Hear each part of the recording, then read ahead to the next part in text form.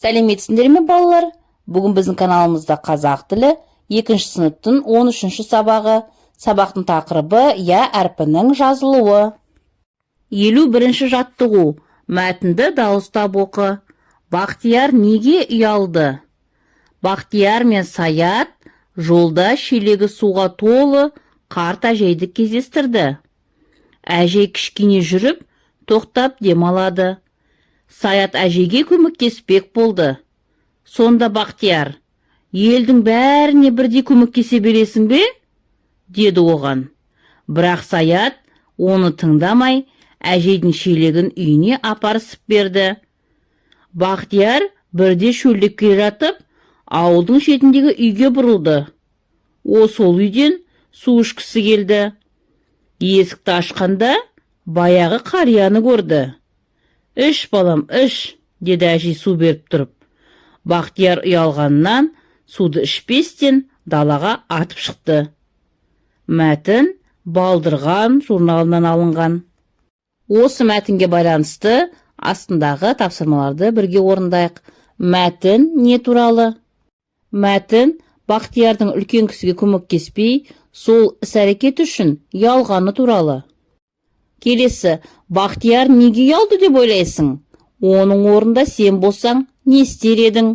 Бақтияр қарт кісіге көмектеспеген үшін ұялды. Бақтиярдың орнында болғанымда, барлық үлкен кісілерді сыйлап, оларға көмектесер едім. Мәтіндегі қарамен жазылған сөздерді көшіріп жаз. Мәтіндегі қарамен жазылған сөздер Бақтияр, Саят, қарияны сөздері. 52-ші жаттығу. Сөздердегі көп нүктенің орнына тиісті әріпті қойып жазып, оның себебін түсіндір. Пияз, Ұрқия, Дария, Зиян, Аяз. Көп нүктенің орнына я әрпі қойылды. Өйткені и, а әріптерінен кейін я әрпі жазылады. 53-ші жаттығу. Сызбадағы сөздерді тауып жаз. Алия, ұя, жансая, алдияр, аялдама, қияр. 54-ші жаттығу. Жұмбақты оқып, шешуін тап. Қалқиып ұзын құлағы, елеңдеп қорқып тұрады. Жұмбақтың шешуіндегі сөзге дыбыстық талдау жаса. Жұмбақтың жауабы қоян.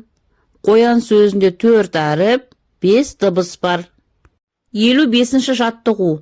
Құстарға қамқорлық тақырыбында берілген тірек сөздермен әңгіме құрастырып жаз.